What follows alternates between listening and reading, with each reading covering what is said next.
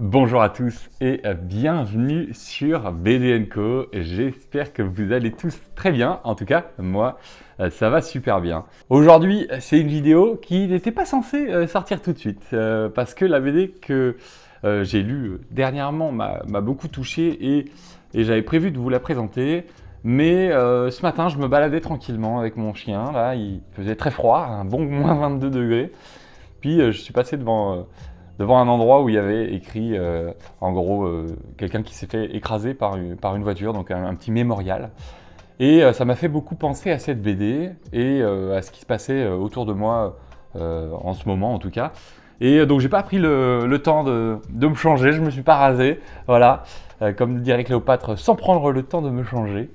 Et je suis arrivé pour vous faire cette vidéo parce que d'un coup j'ai eu cette envie, je me suis dit il faut absolument que je vous présente cette vidéo, cette BD plutôt d'ailleurs. Et donc je me suis retrouvé aujourd'hui ici maintenant devant vous pour vous présenter Le Petit Frère, une BD de Jean-Louis Tripp.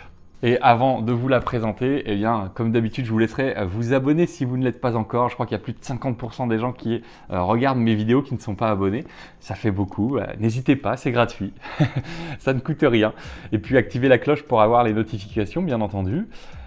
Si vous aimez les vidéos, n'oubliez pas de laisser un j'aime, ça aide pour le référencement, ça fait grandir la chaîne, c'est toujours sympa d'avoir de plus en plus de commentaires, de pouvoir vous lire, etc. Et puis bien sûr justement, en commentaire, n'hésitez pas à venir me dire si vous connaissiez cette BD, si vous appréciez ce genre de BD un petit peu différente, un petit peu plus autobiographique presque en fait, sur des épisodes de vie de certaines personnes, que ce soit de l'écrivain ou d'une personne qui l'a connu. Voilà, c'est des BD qui sont un peu différentes, mais moi je trouve que c'est aussi sympa, ce côté un petit peu plus histoire vraie, proche des gens. Donc voilà, on peut aller un petit peu plus loin sur cette BD. Bon, déjà pour la présentation rapide, c'est un gros pavé, hein. C'est mon papa qui m'a offert ça pour Noël. Et donc c'est Le Petit Frère de Jean-Louis Tripp. Ça fait 350 pages, enfin 334 je crois d'ailleurs, si je veux être précis. 334 pages, c'est sorti chez Casterman et ça a un format un petit peu plus qu'on nommerait vers le roman graphique. C'est une couverture souple, c'est gros et c'est pas très haut comme une BD, mais ça reste de la BD. Jean-Louis Tripp est un gars qui fait de la BD franco-belge. Alors pourquoi je disais tout à l'heure que c'est une BD qui m'a beaucoup touché? Bon, déjà parce que l'histoire est très touchante, hein, vous allez voir. Ça ne plaira pas à tout le monde, ça c'est sûr et certain. Mais il y a quelques semaines, il y a environ un mois, j'ai une amie bon, que je n'avais pas vue depuis longtemps, donc c'est quand même une amie assez éloignée, qui s'est fait écraser malheureusement par un camion, donc à l'âge de 30 ans, c'est beaucoup trop jeune. Et en fait, c'était pile au moment où je m'étais mis à lire cette BD, donc ça m'a d'autant plus touché et marqué. Mais comme je disais, c'est quelqu'un que je connaissais, que je n'avais pas vu depuis quelques années. Et en fait, ce qui m'a plus marqué, c'est les gens qui sont très proches d'elle encore, enfin qui étaient très proches d'elle encore, et à qui j'ai parlé, à qui j'ai écrit bien entendu, et qui étaient forcément complètement bouleversés.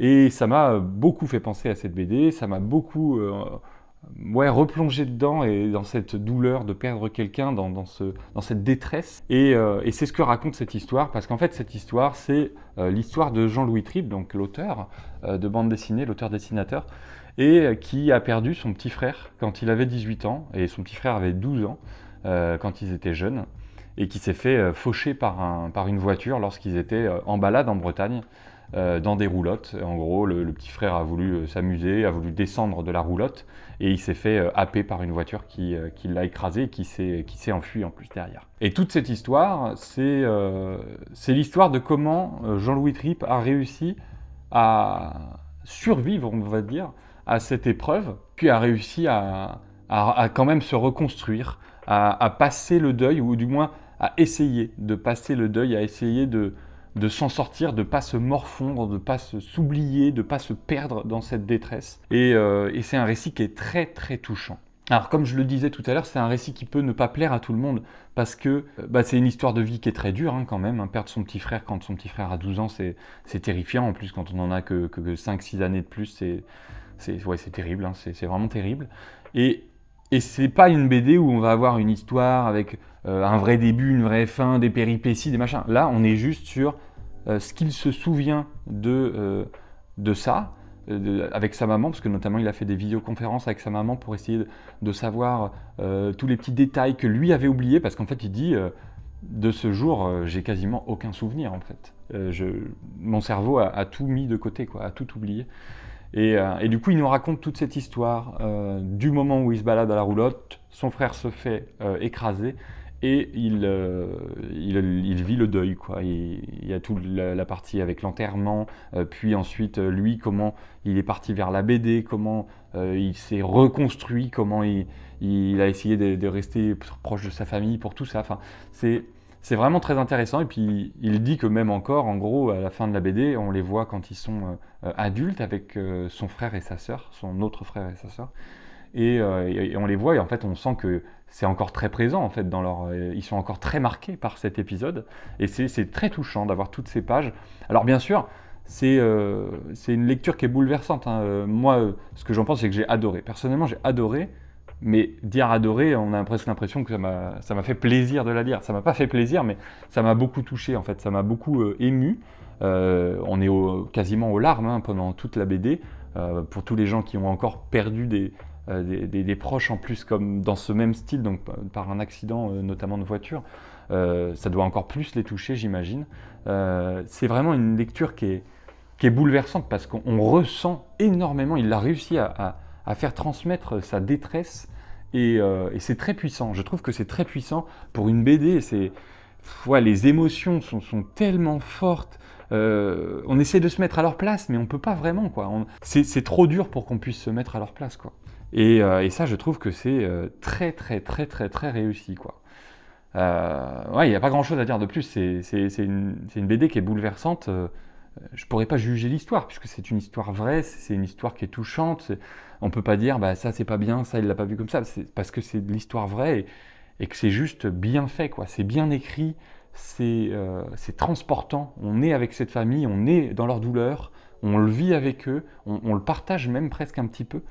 Et Jean-Louis en parle, bon je dis Jean-Louis comme si je le connaissais, mais il en parle énormément, il a fait plusieurs interviews là-dessus, où il explique qu'en fait c'était un petit peu aussi un moyen à lui de souffler, quoi, de passer à autre chose. En fait, ce qu'il explique aussi, c'est qu'il a une amie qui vit avec lui, qui vit dans la même ville que lui, qui a perdu son frère aussi, écrasé par une voiture il y a quelques années, là, il y a 2-3 ans, alors qu'il avait 30 ans, son frère.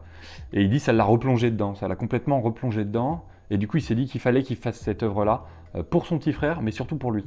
Et que ça lui a fait énormément de bien, en fait, de faire cette histoire.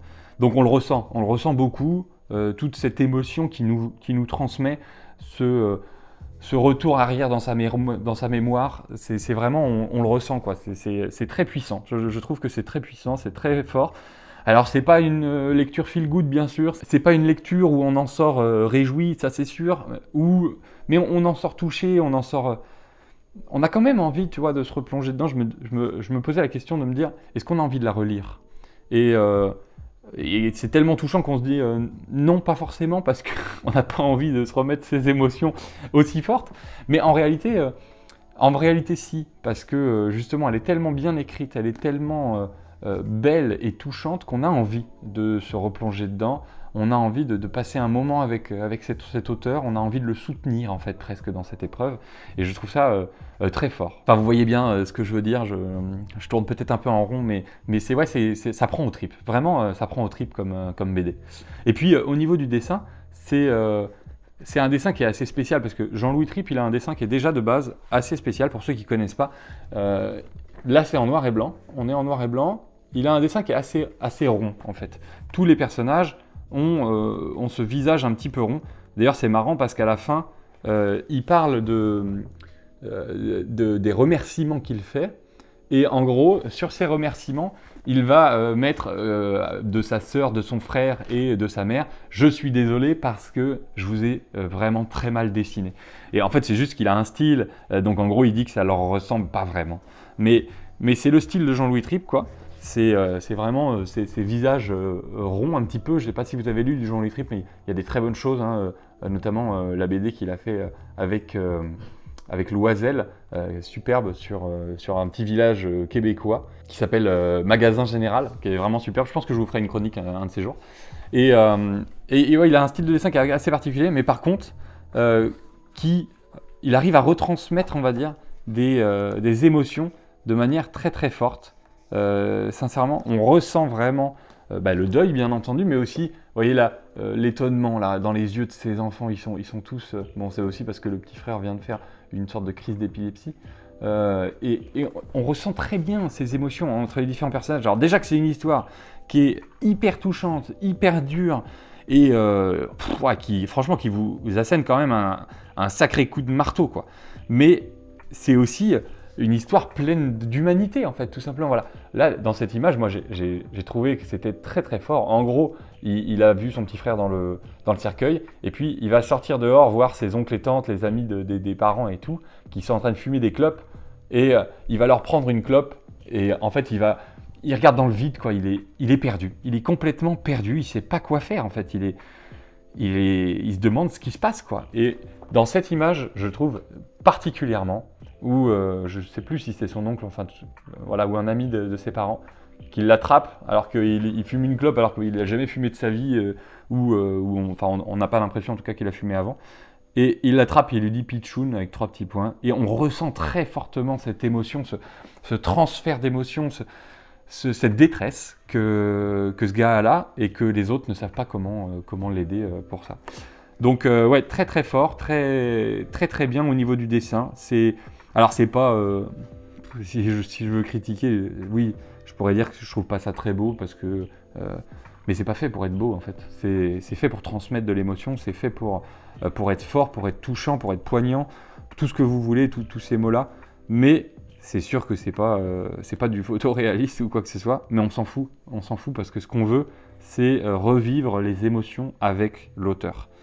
Et puis là, voilà, on le ressent à toutes les pages, hein. Et c'est des pages très dures, hein. C'est comme je disais, ça plaira pas à tout le monde aussi, parce que c'est très dur, quoi. C'est très, c'est catastrophique, quoi. C'est une situation de vie qui est catastrophique, quoi. Donc ouais, c'est très particulier. Et j'aime aussi beaucoup le fait que parfois il a fait des pages où justement il se souvient, il revient en arrière, il y a un peu de couleur qui est ajoutée.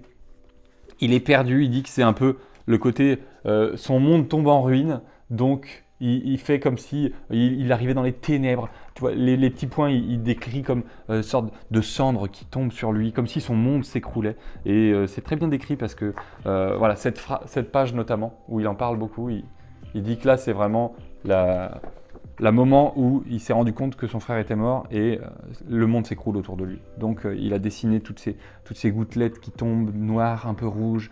Il est perdu, on le sent et on le ressent très très bien. Et pour ça, il a choisi un dessin qui fonctionne super bien avec ce qu'il a fait. D'ailleurs, c'est assez intéressant de noter qu'il a tout dessiné, l'entièreté de cette BD, sur tablette. C'est un auteur qui avant dessinait uniquement à l'encre et à la plume, et qui maintenant dessine tout sur tablette.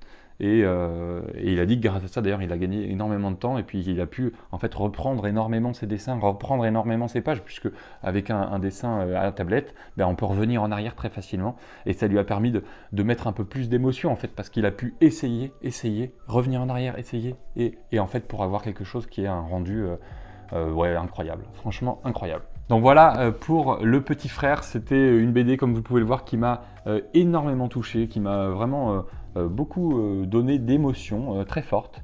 C'est une BD sur laquelle aussi, pour la présentation, je l'ai un petit peu moins cadré, parce que je voulais laisser parler mes émotions. J'ai marqué les points principaux que je souhaitais vous transmettre, et en plus c'était une vidéo que je voulais faire dans quelques semaines, donc je me suis plutôt livré en revenant de cette balade, et je me suis dit que c'était peut-être le moment de la faire, le moment où j'y pensais. Je pensais à cette BD en rentrant, je pensais à toute cette histoire, à tous ces terribles moments de souffrance dans la vie humaine. Et voilà, je voulais vous la partager. N'hésitez pas à me dire si vous aimez aussi ce format un peu plus libre, un peu plus juste dans mes ressentis sur la BD.